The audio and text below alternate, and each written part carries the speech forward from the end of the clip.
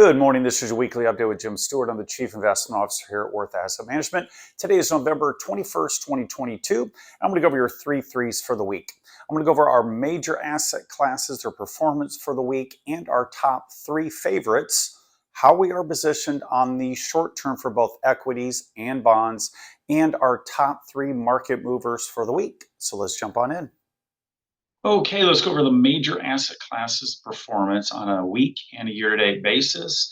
The U.S. equity markets ended flat to lower for the week. The Dow was relatively unchanged. The S&P was down 0.7 and the NASDAQ finished down 1.6, while small caps represented by the Russell 2000 was down 1.7. We also had gold, commodities, and Bitcoin down for the week. The two winners for the week were the U.S. dollar after falling last week, and the aggregate bond index was up 0.5 as the treasury yields fell for the week. On a year-to-date basis, we still have the U.S. dollar and commodities as our two winners. Everything else is still deep in the red, Bitcoin being the biggest loser, while we have the tech-heavy NASDAQ down 29 and real estate down 24. Okay, let's go over the top three asset classes on a long-term basis for November 21, 22. There were no changes. We still have T-bills, U.S. dollar, and dividend equities in our top three. So defense is still the primary driver of this market. 1 year ago, we were on offense. We had the NASDAQ, S&P, and commodities as our top three asset classes. All right, but let's go over our short-term outlook for bonds. And as we talked about last week, we were really close to start to nibble on bonds. Well, we started last week. As you can see here, about November 14th, Monday, Tuesday, we started nibbling on bonds. So far, so good. Bond yields have come down for the week. This is the second time this year, this is the year picture that we've started to nibble.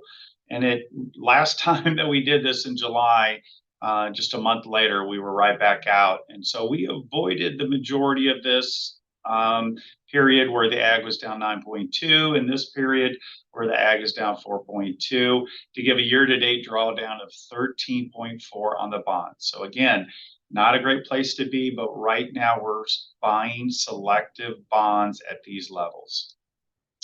All right, now on the equity side, we are positive on the short-term basis. We started actually nibbling about 3 weeks ago on the equity side.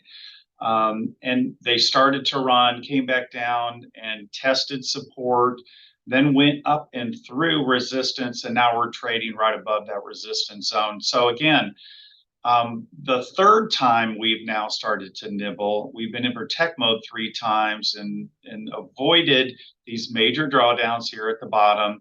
And we've been in and out. So we've had 3 basic bear market rallies. We'll see if this one is the bottom or just another A bottom for equities. All right, let's go over the top 3 market movers for the week, November 21st, 2022. Number 1, we have a holiday shortened week. So with kids on school break, markets closed on Thursday for Thanksgiving, and a half day of trading on Friday. This will keep the volume low, and this could swing markets. When the volume is very low like that, we see a lot of volatility, and this is a very shortened, low volume week. So I anticipate that being a market mover probably on Wednesday and Friday. On Wednesday, also, we have new home sales and consumer sentiment. The new home sales right now, estimates for the month are 578,000, and that's a drop from 603 from the previous month. And we also have the final reading of the University of Michigan consumer sentiment, and the estimates are dropping from 59.9 to 54.7. So that's a big drop. So the sentiment out there is getting a little nervous. We're still above the key marker at 50, but we're heading down. We're heading in the wrong direction. So we've got to be careful. So that could be a big mover on Wednesday. We also have the FOMC minutes on Wednesday. So that's basically a look back on what they actually were saying from their last policy meeting And that transcript or minutes could provide clues on how the Fed officials are willing to raise interest rates in order to fight off this inflation. So moving forward, though, the Fed is expected to conduct another 50 basis point increase at the December 14th meeting. So that's about another 3 weeks away.